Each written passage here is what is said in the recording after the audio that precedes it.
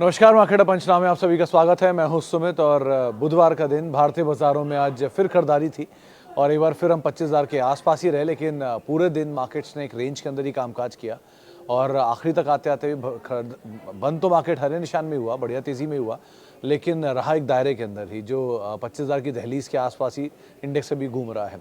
So in total market अच्छा था, broader markets में खरीदारी थी। फार्मा आज का स्टार था, 1-1.5% के आसपास तेज़ी वहाँ पर थी। प्रॉफिट टेकिंग थी आज रेलवेज़ में, स्लाइटली थोड़ी बहुत प्रॉफिट टेकिंग थी आज डिफेंस में। पीएसयूज़ में फ्लैटिश टोन पे कामकाज था एंड स्पेसिफिक होके कामकाज हो रहा था। अदानी समूह खरीदारी में था। टाटा कम्युनिकेशन आज वापस अपने ऑल टाइम हाइस की तरफ जाता हुआ दिखाई पड़ा। F&O के टॉप गेनर में उसका नाम था। ग्रेन्यूल्स बढ़िया नंबर्स के बाद वहाँ पर री रेट होता हुआ दिखाई पड़ा स्टॉक एंड पूरा फार्मा ही तेज़ी में था, बारिंग डिवीस एंड बारिंग मैनकाइंड। बाकी सारे तो तेज़ी में ही कामकाज कर रहे थे। एल्केम वगैरह 3-3% ऊपर थे। मारुति के नंबर आए थोड़े पहले, नंबर्स बहुत अच्छे लग रहे हैं देखने में, शायद री रेट भी हो जाए स्टॉक। 4% तेज़ी में बंद हुआ है। अब एनालिस्ट कॉल और बाकी डिटेल देखनी होगी, लेकिन अकॉर्डिंगली वीक नंबर आए बिरला सॉफ्ट के, वीक नंबर आए एक्शन कंस्ट्रक्शन के, उनका एक इम्पैक्ट वहाँ पर देखने को मिला। Nifty bank flat to positive था। बहुत सारी चीज़ें हैं अभी भी, जैसे कल ऑटो सेल्स के नंबर हैं, जैसे कल एक्सपायरी का दिन है, जैसे फेड के फैसले का आउटकम आज शाम को आएगा। सो ऐसे बहुत सारी चीज़ें हैं जिनको बाजार बहुत कीनली वॉच करेगा। Plus earnings slowly and steadily, अब कल एफएमसीजी की अर्निंग है, आईटीसी है, कल डाबर है लार्ज कैप में, इवन टाटा मोटर्स के नंबर्स हैं। M&M आज आया, अच्छे नंबर थे उसके, फ्लैट टू पॉजिटिव कह लीजिए। मारुति के अच्छे नंबर हैं। सो जो ओवरहैंग है नंबर्स का वो कल सेल्स के इम्पैक्ट में कंप्लीट हो जाएगा। सो इस तरह की चीज़ें हैं तो जिनको बाजार क्लियरली वॉच करेगा, लेकिन अदरवाइज मार्केट में कोई ऐसा फियर अभी तो नहीं है। स्टॉक स्पेसिफिक चीज़ें चल रही हैं, थोड़ा थोड़ा पैसा निकालते चलिए, जो हर रोज़ मैं बोलता हूँ कि थोड़ा थोड़ा पैसा लेते चलिए, थोड़ा थोड़ा कैपिटल निकालते चलिए, थोड़ा थोड़ा बने रहिए, अकॉर्डिंगली कॉल लेना होगा। बहुत ही स्पेसिफिक होकर अभी बाजार कामकाज कर रहा है। मिड कैप इंडेक्स आज रिकॉर्ड ऊंचाई पर था, आउट परफॉर्म कर रहा था। स्मॉल कैप के कंपैरिजन में वहाँ पे अच्छी तेज़ी थी। स्मॉल कैप भी हरे निशान था। मेटल, फार्मा, इंफ्रा यहाँ पर कुछ हद तक तेज़ी ज़्यादा थी। आईटी बैकफुट पर था थोड़ा सा, प्लस बैंक्स फ्लैट थे। रियल्टी, ऑयल एंड गैस आज थोड़ा सा दबाव में था। क्रूड नीचे आया तो एशियन पेंट तेज़ी में, बर्जर पेंट तेज़ी में, कंसाय तेज़ी में, इंडिगो थोड़ा सा स्टेबल, ओएमसीज में खरीदारी। सो ऐसे करके लाइकवाइज चीज़ें जो हैं वो तो चली रही हैं।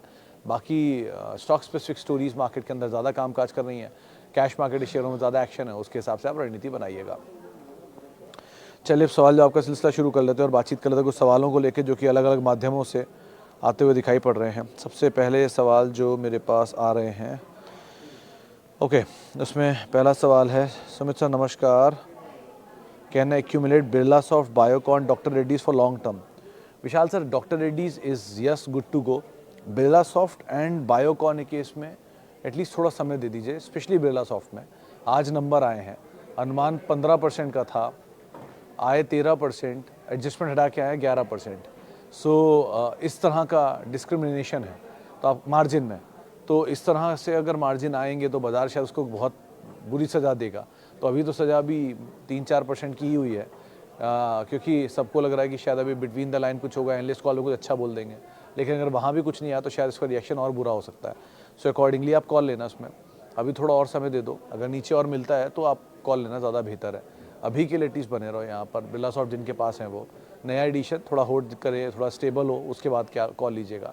And doctor Reddy is good to go, number ठीक थे, बट एडजस्टमेंट है, कॉर्पोरेट एडजस्टमेंट इनकी, स्प्लिट होगा इक्विटी, मतलब 2000 शायद 6 के बाद कोई कॉर्पोरेट एडजस्टमेंट है और 1999 या 2001 के बाद स्प्लिट आ रहा है इसमें। इतने सालों बाद इक्विटी का एक खेल होगा। सो बेटर इज़ कि अभी तो आप डॉक्टर रेड्डी को आप एक्यूमुलेट कर सकते हो। Alkem is a better option, Alkem को भी आप देख सकते हो। Reddy's and Alkem are good to go pharma में, एंड बिरला सॉफ्ट के लिए थोड़ा वेट कर लो। सर जी मेरे पास आलोक इंडस्ट्री है। सर आलोक एंड सेलो, राहुल जी दोनों के दोनों में मोमेंटम का इस्तेमाल करके आप कॉल लीजिएगा। सेलो तो फिर भी आप बने रह सकते हो, आलोक को स्पेशली आप कहीं भी मोमेंटम मिले, अच्छा पैसा बने या कॉस्ट के ऊपर आए, थोड़ा थोड़ा निकलने की कोशिश करना वो ज़्यादा बेटर है, instead of holding it for longer duration of time. Okay sir, PTC industry का पीई 470 प्लस का है, ऐसे स्टॉक में लॉन्ग कैसे इन्वेस्ट करते हैं, लोग कैसे इन्वेस्ट करते हैं? देखो गुप्ता सर, इस समय बाजार ना कोई वैल्यूएशन देखने को तैयार आपको लग रहा है, क्योंकि नायका तो 1000 के ऊपर का पी है, अदानी समूह की सारी कंपनियों का 100 के ऊपर पी है, barring Adani power, Adani port, Adani enterprises, सबका ही इतना महंगा पी है। टाटा कंज्यूमर राइट्स इशू लेकर आ रहा 100 के मल्टीपल पर। तो ऐसा नहीं है बाजार इस समय, तो कोई वैल्यूएशन देखने को ही तैयार नहीं है। लॉस मेकिंग कंपनियों के शेयर 10 टाइम हो गए। अगर आपको वैल्यूएशन की इतनी चिंता है तो HMT, MMTC, STC इनके तो धंधे ही जीरो है, उसके बावजूद शेयर 100% चल गए। तो डिफेंस की कंपनियों की वैल्यूएशन देखिए, रेलवे की कंपनियों की वैल्यूएशन देखिए, कहाँ से कहाँ पहुँचे खड़े हैं।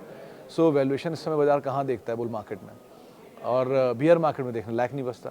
तो अभी की सिचुएशन में यही बोलूँगा, PTC इंडस्ट्री को चलने की वजह से उसकी लो फ्लोट है, उसमें फ्लोट ही नहीं है बाजार में। तो आप शेयर बेचोगे तो बेचोगे कहाँ? आज खराब नंबर आए, बहुत खराब नंबर आए, लेकिन शेयर बेचेगा कौन? क्योंकि जब शेयर है ही नहीं किसी के हाथ में तो बेचेगा, शॉर्ट तो हो नहीं सकता।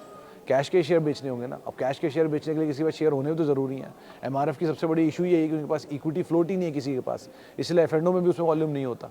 सो float plays a very crucial role किसी भी स्टॉक की चाल में। आप उसको आज समझो, कल समझो, 1 साल बाद समझो, लेकिन आपको समझ में आ ही जाएगा कुछ समय बाद क्यों लो फ्लोट के शेयर हाई डिजिट के होते हैं। Bosch, 3M, MRF, page industry, इनके फ्लोट ही नहीं है, छोटे छोटे 2-2, 3-3 करोड़ के फ्लोट है। Doctor Reddy even, doctor Reddy का फ्लोट सिर्फ 3 करोड़ या 2 करोड़ का है। एल्केम लैब 2 करोड़ का फ्लोट है। Force Motors 1.5 crore 2 crore share है। सो वेंकीज इवन। तो इन कंपनियों के फ्लोट्स इतने छोटे हैं कि इनमें बेचेगा कौन अनटिलस प्रमोटर ना बेचने आ जाए। बॉश के केस में 75% की प्रमोटर होल्डिंग है, वो बेचेगा ही नहीं शेयर, क्योंकि पिछले 20 साल में उन्होंने अपनी शेयर होल्डिंग भी नहीं घटाया नहीं, 10 साल में नहीं घटाया। तो अगर कभी घटा भी लिया थोड़ा बहुत तो बहुत माइनर इफेक्ट आएगा, वरना इफेक्ट ही नहीं आएगा, क्योंकि शेयर तो उतने ही है। किसी कंपनी के 100 शेयर है, 75 प्रमोटर के पास है, 25 ही में खेल होना है सारा, और 75 कहीं बिकेंगे नहीं। सो आप इस चीज़ को इस हिसाब से समझो। इसीलिए PTC इंडस्ट्री वैल्यूएशन कितना ही महंगा होता रहे, कौन देख रहा है उसको, जब तक उसमें वैल्यू शेयर ही नहीं है बाजार में बेचने के लिए, और वो अर्निंग थोड़े थोड़े दिन में अपग्रेड होती रहेगी, वो वैल्यूएशन कुछ दिन में सस्ता हो जाएगा accordingly. PFC, CG power, VBL में इन्वेस्टमेंट करना है। देखो सर, PFC ऑलरेडी बहुत महंगा है, CG पावर ही बहुत महंगा है, एंड वरुण बेवरेजेस भी बहुत महंगा है। वरुण कल के नंबर के बाद थोड़ा हल्का ज़रूर हुआ है, होना शुरू हो रहा है। अभी एडजस्टमेंट होगी, कॉर्पोरेट एडजस्टमेंट की स्प्लिट है, उसमें 5 की फेस वैल्यू 2 के लेके आ रहा है। सो अगेन उनकी इक्विटी थोड़ी और बड़ी हो जाएगी। सो इस चीज़ को आप ध्यान रखना। लेकिन CG power is good to go, नीचे मिल जाए आप आराम से ऐड कर सकते हैं। PFC से अच्छे ऑप्शन आपको मार्केट में मिलेंगे, आप उसको भी ऑप्ट कर सकते हो, बट PFC लेना चाहते हो तो नीचे मिल जाए तो ले सकते हो आप। एंड वरुण के लिए थोड़ा और समय दे दो। मैक्सिस वेक्टर सीम्स बेटर, आप उसको देख सकते हो एक बार को। नमस्कार सुमित सर, मेरा माय क्वेश्चन, अरे इतना लंबा सवाल। माय क्वेश्चन इस, किसी स्टॉक के लॉन्ग टर्म के लिए होल्ड करने के लिए उसे बीच में कब एवरेज करें, कब सेल करें, करना सही होगा, क्योंकि एटलीस्ट 10 ईयर के लिए तो होल्ड करना है। तो देखो शशांक सर, हर स्टॉक की एक्सपेक्टेशन होती है। मान लो आपने कोई कंपनी खरीदी जिससे आप ये उम्मीद लगा के चल रहे हो कि साल का 20% के हिसाब से मुझे CAGR देगा, मान लेते हैं। सो वो CAGR आपको एक भाव दे देगी कि आज से 10 साल बाद इसका ये भाव मोटा मोटा होना चाहिए। क्या पता वो 1 साल में CAGR निकल आई आपकी 10 साल की, और एक ही साल में उतना रिटर्न दे गया कि आपके 10 साल पूरे हो गए। फिर इसका एक सही तरीका ये है कि भैया थोड़ा सा कैपिटल ख़त्म कर लो, कि आपका गोल तो अचीव हो ही गया है, वो 1 साल या 10 साल का एक ही साल में हो गया, तो एटलीस्ट कैपिटल तो निकाल ही लो। फ्री के शेयरों को छोड़ दो, अब वो 10 साल के लिए जो मर्जी करें करने दो, लेकिन अभी के लिए तो एटलीस्ट निकल जाओ, अगर बहुत सडन गेन है और बहुत बड़ा गेन है बहुत कम टाइम में। सो पहली चीज़। दूसरी चीज़, अगर आप शेयर चल नहीं रहा, जैसे HDFC लाइफ टाइप शेयर है, 300 रुपये से चला, फिर 700 गया, फिर नीचे आ गया, फिर 772 में बाद आया, तो यहाँ अगर आपको भरोसा था इसके बिजनेस पे तो keep on averaging lower levels पे, keep on accumulating, keep on adding. Company अच्छा कर ही रही थी, शेयर नीचे आ गया, वो बात अलग है, वापस हमने नया हाई बना दिया, अब आप होल्ड कर सकते हो उसको, क्योंकि आपने पुराने जोन्स के ऊपर निकल गया है। सो आपके हिसाब से ही होता है सर, आप कौन से स्टॉक में हो, किस सेक्टर में हो, कैसी ग्रोथ देख रहे हो, साइक्लिकल हो कि सिक्योलर हो, अकॉर्डिंगली आप उसमें एवरेज करोगे या रणनीति बनाओगे। Reliance type company, HDFC type company, TCS type company है, इनमें तो आप धीरे धीरे एक्यूमुलेट करते रहो, इनकी क्वांटिटी इकट्ठी कर लो और बैठ जाओ शांति से, वो आपके रिटायरमेंट प्लान का काम कर देंगे। कि अगर मान लीजिए किसी ने इकट्ठा कर लिया 5000 TCS या 10,000 HDFC बैंक या 10,000 रिलायंस, तो विद टाइम डिविडेंड से उसकी फ्लोज आने शुरू हो जाएंगे। सो इस तरह से रणनीति आप ही तय करोगे कैसे आपको बनानी है। लेकिन हमेशा जो मैं एक बात बोलता हूँ कि पहले आप लार्ज कैप का एक चंक इकट्ठा कर लो, उससे डिविडेंड आना शुरू हो जाएगा, तो आपका एटलीस्ट एक हिस्सा सेटल है कि वो बहुत नीचे नहीं आएंगे, अगर नीचे आएंगे तो वापस घूम के ऊपर आ जाएंगे। फिर दूसरा हिस्सा आता है कि थोड़ा एग्रेशन ऐड करने के लिए मिड कैप और बहुत एग्रेशन ऐड करने के लिए स्मॉल कैप। सो अगर सिस्टमैटिक वे में चलोगे तो शायद बेटर रहे situation comparatively outrightly small cap भरने के।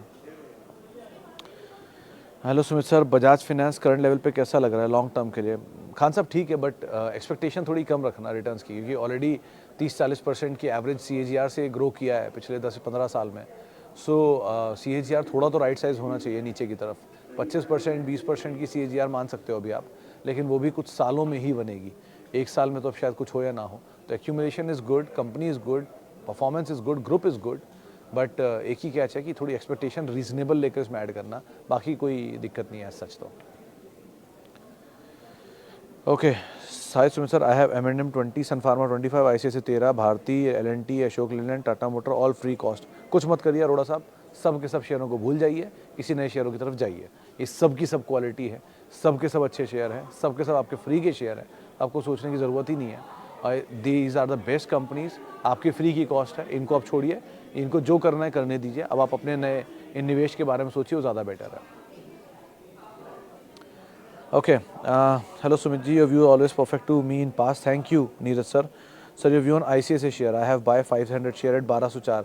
देखो नीरज जी, ये स्टॉक कोई मिड कैप में परफॉर्म करने वालों की तरह नहीं रहेगा। Stock already life time high के करीब ही है अपने, और जब HDFC बैंक नहीं चल रहा तब ICICI बैंक चला भी और खूब चला है।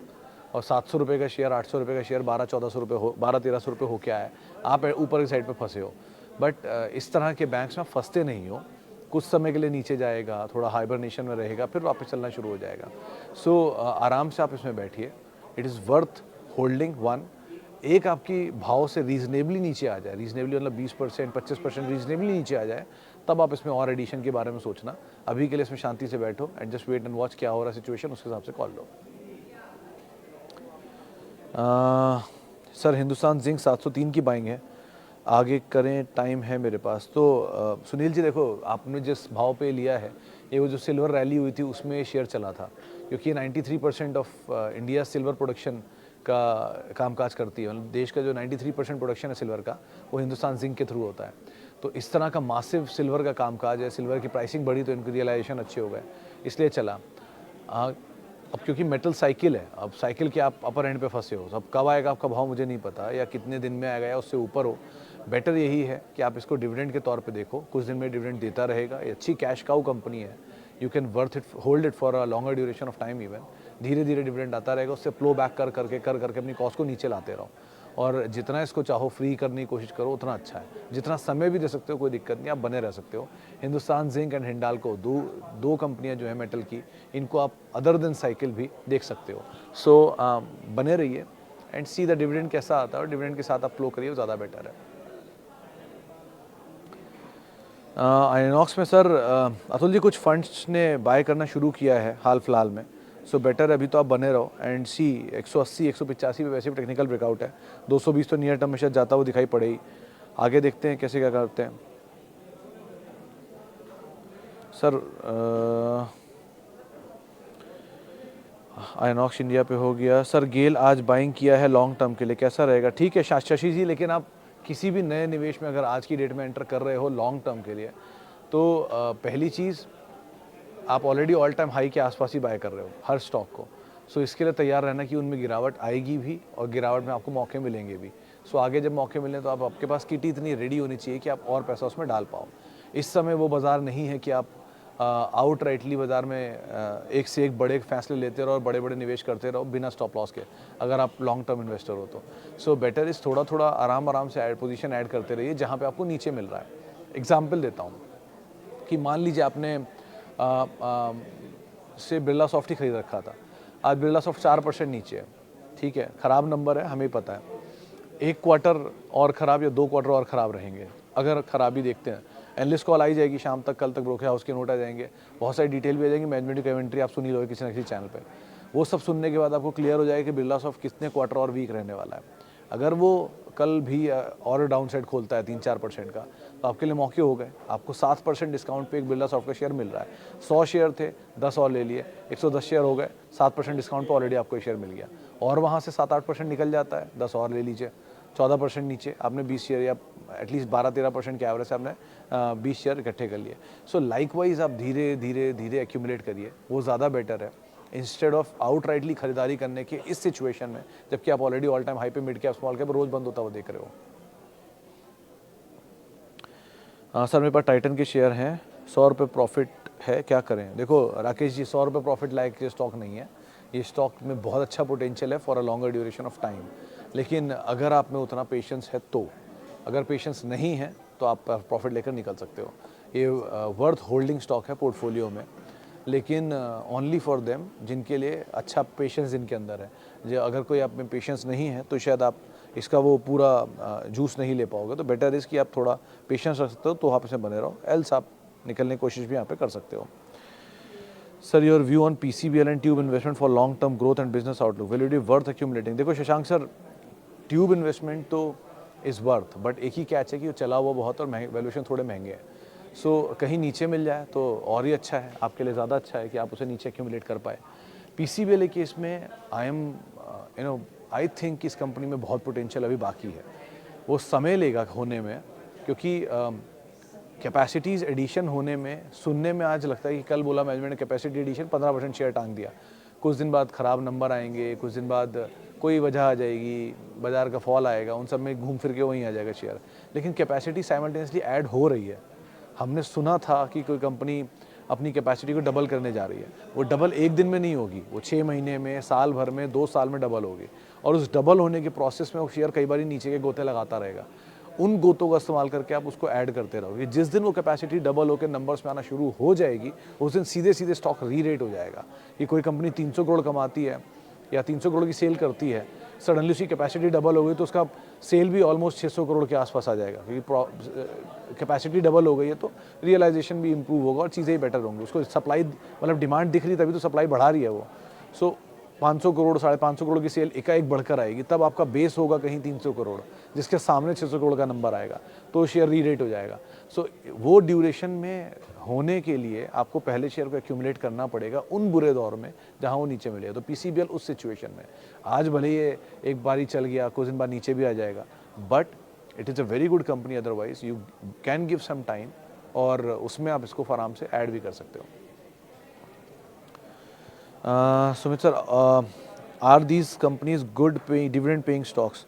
Hindustan zinc, NMDC, ONGC, Nalco, BPCL, should I add Vedanta as well? नहीं अली साहब, देखो सारे के सारे ठीक हैं, इसमें एक कैच ये है कि एक ही प्राइवेट है, Hindustan zinc. NMDC, ONGC, Nalco, BPCL चारों सरकारी हैं।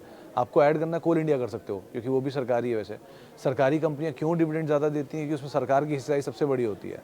अब सरकार उसकी सबसे बड़ी डिविडेंड गेनर भी होती है, कि अगर मान लीजिए कोल इंडिया ने 10 रुपये डिविडेंड दिया, तो आपके शेयर, सबसे ज़्यादा शेयर होल्डिंग सरकार की ही है उसमें, 53%, 54% जो भी है वो, तो 53% डिविडेंड का हिस्सा खाली सरकार को ही जाएगा।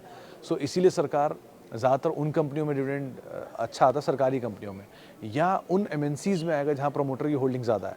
मिसाल तौर पर Nestle, Oracle, even VST industry, जहाँ प्रोमोटर की 2 हिस्सेदारी हैं, लेकिन वहाँ भी अच्छा डिविडेंड है। बॉश, इस तरह की बड़ी कंपनियाँ जो हैं, इनमें डिविडेंड अच्छा आएगा। तो जहाँ प्रमोटर की वैल्यू उन्हें दिख रहा है कि हमें डिविडेंड सबसे ज़्यादा मिलने वाला है, वो वहीं डिविडेंड देंगे। और MNCs ज़्यादातर देती है, उनको रिपैट्रिएशन हो जाता है, यानी कि देसी होल्डिंग तो उनकी फॉरेन प्रमोटर रखता है ना, तो देसी में अगर मार्केट में डिविडेंड दिया गया तो फॉरेन प्रमोटर को रिपैट्रिएट हो जाएगा पैसा। सो ये कुछ तरीके होते हैं, लेकिन सरकारी कंपनियां सारी सही हैं। हिंदुस्तान जिंक आपने ले रखा है तो वेदांता को आप अवॉइड कर सकते हैं, और कोल इंडिया की जगह पे आपने ऐड कर सकते हैं। ओके जी, आगे बढ़ते हैं। और सर जी, पावर मेश 10 शेयर होल्ड करिए विपिन जी, उसमें बेचने वाला कुछ है नहीं, वैसे भी क्वांटिटी इतनी छोटी है और कंपनी अच्छी है, so you can give some time and you can hold even. 100,000, अच्छा नहीं। सुमित जी, वोल्टास एंड एल्केम पे आपकी राय क्या है? CMP पे या जो NPA का बैंकिंग सेक्टर पर इफेक्ट है लॉन्ग टर्म? देखो कार्तिक जी, पहली चीज़ Alkem you can go for अभी भी, क्योंकि अगेन वहाँ सबसे बड़ा कैच है कि उसमें फ्लोट ही नहीं है। 22-23 के मल्टीपल पे स्टॉक है, डॉक्टर रेड्डी 20 के मल्टीपल पर है, वहाँ पे फ्लोट बढ़ेगा, एल्केम का फ्लोट नहीं बढ़ रहा अभी। सो you can go for Alkem. I think इसके दाम अच्छे होने चाहिए आगे चल के। बाकी वोल्टास के केस में थोड़ा सा और नीचे आने दो तो ज़्यादा बेटर है, कि चला था वोल्टास हाल में। Blue star seems better comparatively Voltas, क्योंकि मार्केट शेयर भी उन्होंने ज़्यादा बड़ा कमांड कर लिया है। Blue star is the biggest player, तो आप उसको एक बार को पहले प्रेफरेंस दे सकते हो कंपेरेटिवली वोल्टास के। एंड लास्टली बैंकिंग के केस में सर, यहाँ NPA का इशू अभी नहीं है, अभी डिपॉजिट का इशू है, कि बाजार से पैसा, मतलब बैंकों से पैसा बाजार में आ रहा है, तो डिपॉजिट्स की ग्रोथ कम आ रही है, लोन की ग्रोथ ज़्यादा आ रही है। ये कंसर्न है, ये भी कुछ ना कुछ तरीके से राइट साइज कर ही लेगी गवर्नमेंट। सो उतनी कोई बड़ी चीज़ एज ऑफ नाउ तो नहीं है, बाकी वील सी टू इट कैसे क्या होता है। चलिए फिलहाल अब इतने सवालों शामिल करूंगा, माफ़ी उन सभी लोगों से इनसे बातचीत नहीं हो पाई। बहुत बहुत शुक्रिया उन सभी लोगों का जिन्होंने सवाल पूछे और कार्यक्रम का हिस्सा बने। आप लोगों से मुलाकात होगी अब 5:30 बजे। आप मेरे साथ जुड़ सकते हैं @सुमित रिसर्च मेरा ट्विटर हैंडल है, सोशल मीडिया हैंडल है, हर तरह के सोशल मीडिया के हैंडल्स हैं। किसी भी निवेश से पहले आप अपने वित्तीय सलाहकार की राय ज़रूर ले लें। CNBC आवाज़ के यूट्यूब, फेसबुक, इंस्टा पेजेस पे आप जुड़ सकते हैं, फीडबैक देख सकते हैं, 3:30 से लेके 4 के बीच में सवाल पूछ सकते हैं जिनके जवाब भी ले सकते हैं। फिलहाल के लिए इतना ही, बाकी बातें आपसे थोड़ी देर बाद। फिलहाल के लिए इतना ही, नमस्कार।